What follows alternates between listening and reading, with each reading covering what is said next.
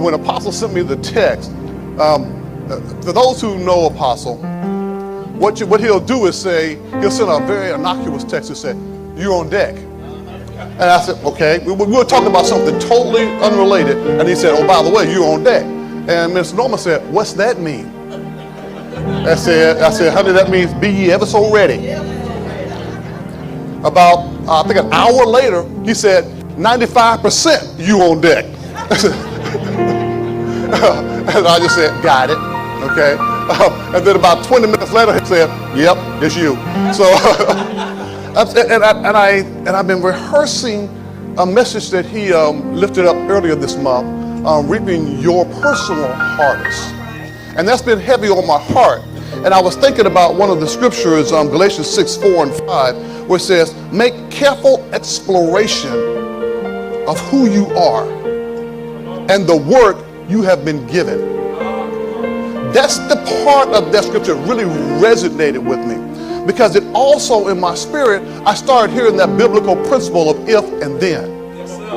Okay, and it comes out of 2 Chronicles 7:14. It says, "If my people who are called by my name shall humble themselves and pray and seek my face and turn from their wicked ways, then will I hear from heaven and forgive their sins and heal their land." So I got to thinking, as you know, we are in this year of harvest, okay? Many of you are just like, I can see it. It's right there. Why can't I just reach out and pick it up? I can see it's all around me. I just can't get to it. And I started reflecting on that, and then the message that you released on my personal harvest really started to resonate with me. And I started seeing circles. And that's what I want to talk to you a little bit about, some circles. But there were two stories that really jumped into my spirit. One my wife told me.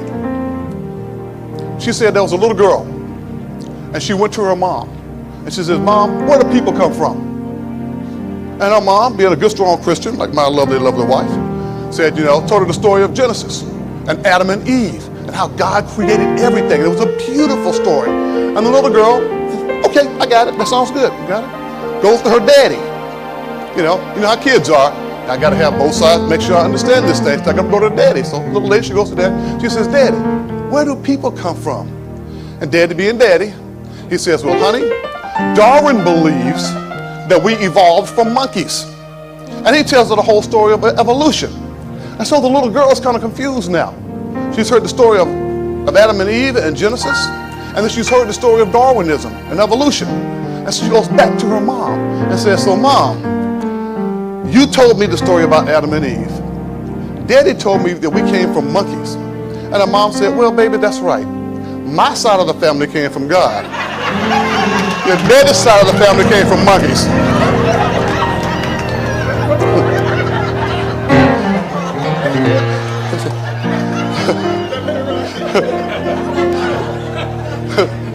So put a pin in that. I'm going to come back to that in a minute. Okay. The second story that resonated with me was one that Apostle told when he spoke back in early February. He talked about the farmer on the tractor. He said the farmer has laid out his land. He knows what he wants to do because he has planned it. But he's not alone on that tractor. He has someone on that tractor who is assisting him to drop the seed in the right place at the right time. Okay, so he's not the only one on that tractor. He has the plan, he has the desire, he has the scheme, but he has somebody with him on the tractor. And so as I was thinking about how I would title or my message, I think it's twofold. Part of it's dealing with your monkey,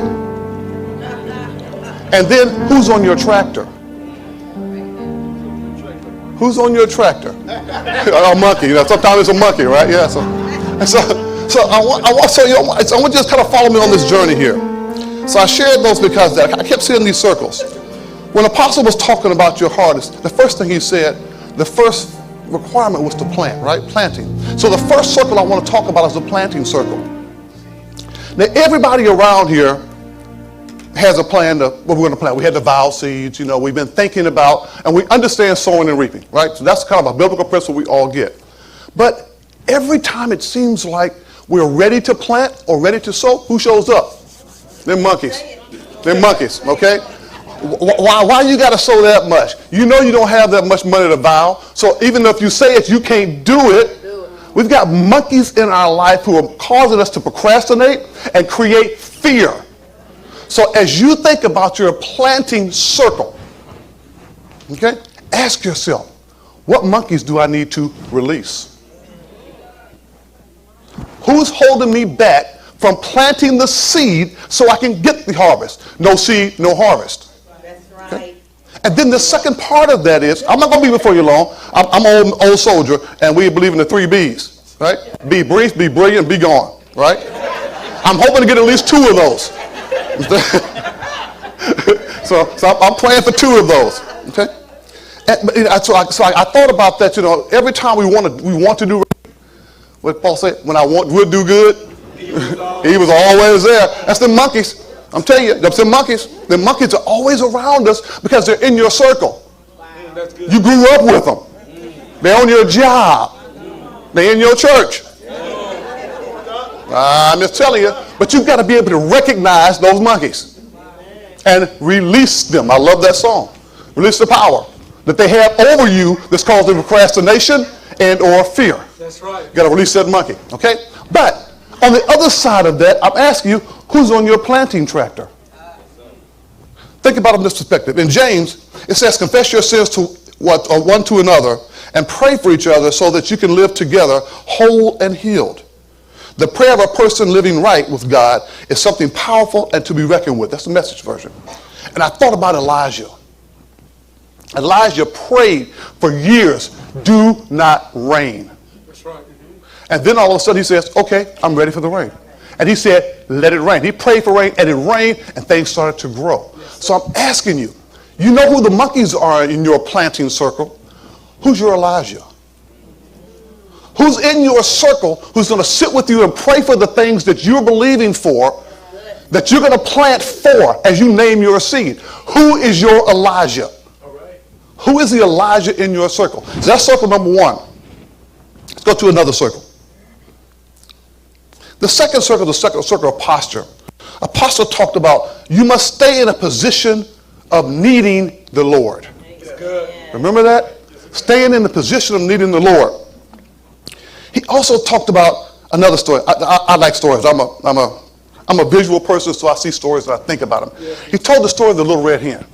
Anybody remember that story? Little red hen is in her planting circle. She says, okay, who will help me plant? Who goes to the cow, the horse, the pig? No, not I. No, not I. She says, okay, so she goes out and plants her seeds. Then she says, okay, who will help me harvest? What did they say? No, not I. Okay, then she says, okay, who will help me bake? Well, she harvests it all up, and then she says, who will help me bake the bread? No, not I. But, here come the monkeys. Who will help me eat?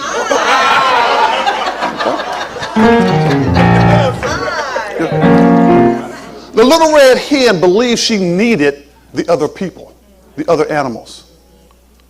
And she had focused her energy on asking for their help. Who are you talking to when you think you need help coming out once you've planted your seed? What posture are you in? Are you going to your friends and your buds and you'll hey, God, can you help me do this?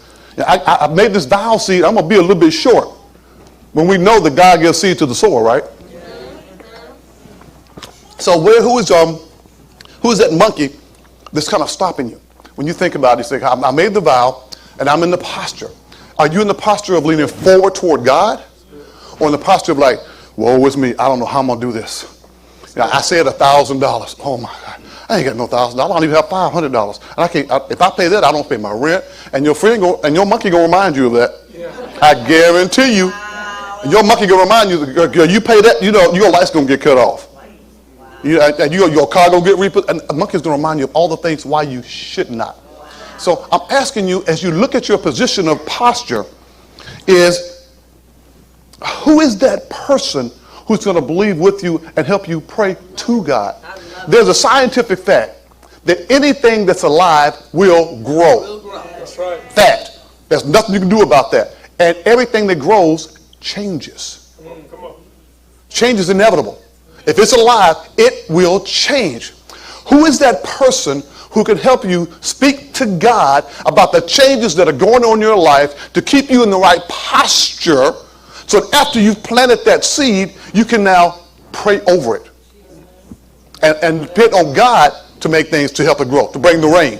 We talked about that last week. Who's going to bring the rain? It's not you, and it's not your buddies.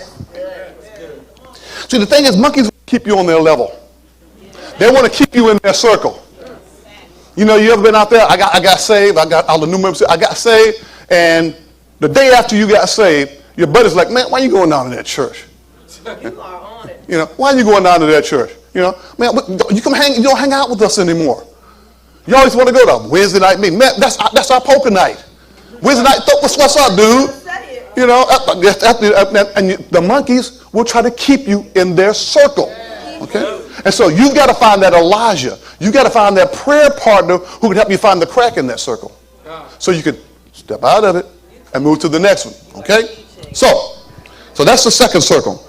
The third circle, which is one that's interesting to me, is the pressure I call pressure. And I thought about this because I'm going to tell you, this is my synopsis and understanding in my own vernacular of reaping your own personal harvest. This is what I got when we were going through this. When he was going through this, and it kept resonating with me. The third circle is that circle of pressure. You planted your seed. You stayed in the posture. You're in prayer. You're believing. But now life happens. You get that call from your relative who's got an honest emergency. Yes, and you want to help them. But you've already made a vow that you're going to pledge $1,000, $500, $5,000. And now the pressure starts to build. The stress starts to build. How do you handle that? What does your monkey do? Tell you, family first. Church will be okay. They got plenty of money down there at that church. They don't need your money. You need to take care of your sister, your cousin, your uncle. Or you need to take care of your light bill. The monkey's going to remind you of your life issues. That's right. But who do you have on your tractor who's going to remind you of your spiritual obligations? It's a whole different level. Okay? So you got this monkey who's going to tell you all the life issues are going to be in your way. I like what it says. It says, let not, in Galatians 9 and 10, let not allow ourselves to be fatigued doing good. Sometimes we have to think about, is what I'm doing good or not? Our monkeys will often try to take us back into that circle where it's sometimes, I don't want to say it's bad, but it's not in accordance with the word. It's in accordance with life. But we all got to live, okay? So be in the world but not of it, right? Okay, we still got to live, still got to pay bills or what have you. But who in your circle is your Melvin? Where's Melvin? Where's Melvin out here? Where's okay. Who's that one's going to say when it gets tough, you can do one more. You can do one more. Who has your heart in mind? Who knows you're trying to get somewhere. And he understands where you're trying to get. And he's there to help you get there. He's on the back of your tractor. Say, come on, we can go one more row. It's not nighttime yet. We got enough daylight. Let's plant one more row. Let's push one more time. Who is your Melvin in your life? So when that pressures of life come on, who's going to be there want to say, one more rep? You know, Apostle said he wanted to quit. Melvin said, I know you have it in you because they know your heart and they know your true ability. Who's your Melvin? Who's your Melvin when that pressure comes? I'm not going to be here long. I told you that now. So you planted that seed. You've named that seed. You've allowed God to continually water it and prune you. Okay? And you stayed in a posture of needing him, but you still got no harvest. Or you haven't gotten to your harvest yet. Okay? Yeah, I can hear these monkeys talking now. Girl, you ain't no farmer. Why you keep talking about all this harvest stuff? I can just hear this plain as day, you know. Stop talking about all these seeds and planting stuff. Girl, you don't even have a garden. So why are you all hung up on this? Monkeys don't understand spiritual matters. They do not understand spiritual matters. So you have to have someone on their tractor who does. You got to have that Elijah who understands what planting means, and it doesn't mean going outside and growing up some dirt. Who understands what seed means, and it doesn't necessarily mean something you carry in your hand like Jack and a beanstalk. Okay? They have to understand the spiritual meaning of things. Who in your life is one on your tractor. And the last circle I saw was that of the prophetic.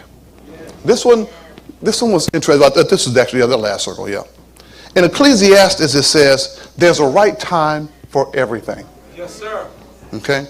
And the message says, there is an opportune time to do things and a right time for everything on earth. Now, what do the monkeys say? When you say, I'm gonna go down to church this weekend, I'm going to make a vow seed. What do the monkeys say?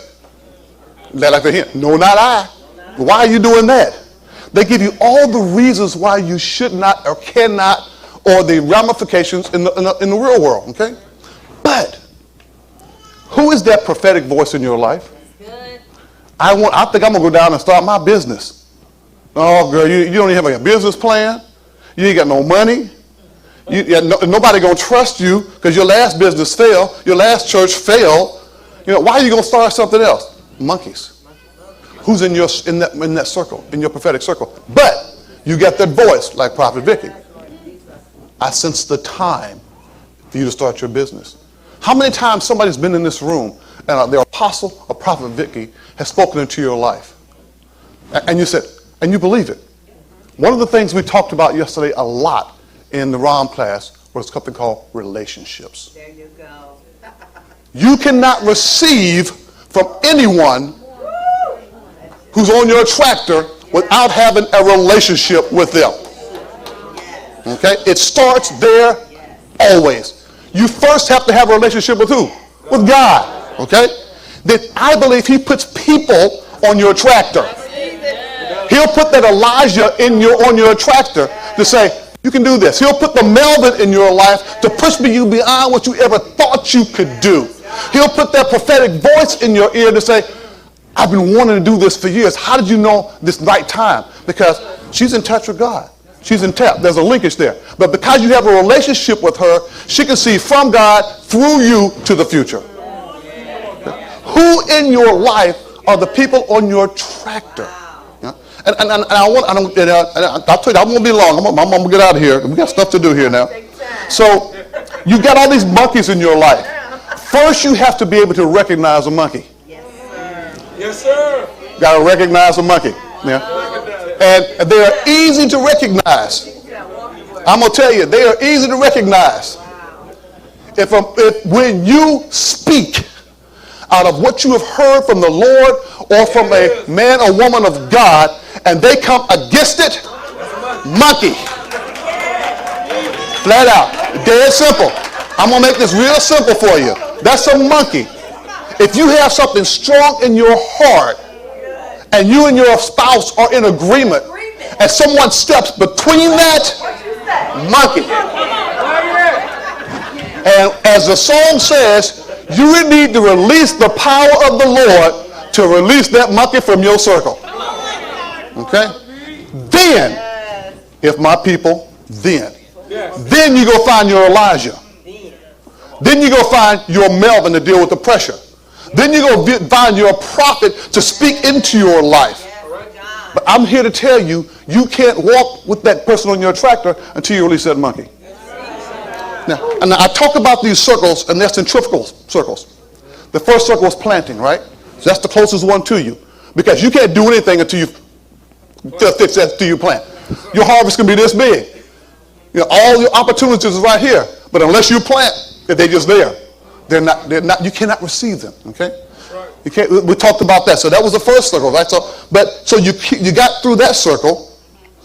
Gotta roll my notes back here a little bit because I want to make a point here. So you've gotten past that circle, and then you go to that next circle, and so I've gotten through that circle, and then I go to that procrastination circle, to that posture circle. The circles, I almost brought the whiteboard up like we were talking about the other day. Think about the circles like this. Here's your first circle. The second circle's on the outside of that. The third circle's on the outside of that. The fourth circle's on the outside of that. All of those circles are designed by your monkeys to keep you in them. And I use the word circle because the circle is never ending. And if you can't get out of that circle, you never grow. If you can't get out the planning circle, you can't get in a position for a posture to expect a blessing from God. Because you have nothing from the rain on. So first you got to get out of that first circle. Got to release that planting monkey and say, okay, I'm believing and I'm going to walk out on faith. So I told you I'm going to be quick and be brief. So as you think about it, real simple. To me, it's simple anyway. As we begin to step out on faith in this year of harvest, I ask you to ask yourself 2 questions. Am I still dealing with my monkey? And who's on my tractor? And the last thing I'll leave with you is this. Picture a farmer on his tractor with his help. Okay? When a farmer's on his tractor, he's facing the land, right? And the person helping planting the seed is facing what direction? The opposite direction. Together, they have 360-degree visibility. That's right. They can see everything. That's right. Okay? But when they complete the work of the day, what do? They get off of the tractor and walk together in the field. When God finished creating the world, he looked upon it and said, it is good. I believe that's what a farmer does with that person on his tractor. They get off of the tractor and they look at the wonderful work they've done. And they have an expectation that they have it together. We cannot walk this walk alone. Right you are. We cannot walk this walk alone. But you also have to recognize where your obstacles are and who those monkeys are in your circles. You cannot break through those circles alone. It's hard. Very few people can, I'll say it that way. There may be somebody that's super strong, super anointed. That ain't me. That's my circle partner there and my wife. When we come into agreement, no devil in hell can stop us. Not at all. We are walking in our harvest. We've identified some of our monkeys. And we've dealt with those monkeys. But we found our prophet. We found our Elijahs. We found our Melvins. And we lean upon them. We love them and we respect them. And we constantly call them and ask them questions. Okay? Because we want to learn from them. So I just ask you, as you think about your harvest, your personal harvest, take a few minutes to ask yourself, what monkeys am I still dealing with? And who's on my tractor? And as Pastor Ray said, you go find somebody. Go find that man or woman of God to talk to. He just said it a few minutes ago. Who are you calling? Who are you talking to? Make an outreach. You need to recognize that you need somebody to walk with you in that circle. Don't let pride be your enemy. Don't let pride be your downfall. Like, I can do this all by myself. No, you can't. Yeah, it's not gonna happen. So I bless you. I told you be brief, be brilliant, be gone. I said I can at least be brief and be gone. That was my goal for today. God bless you, and I look forward to vision night.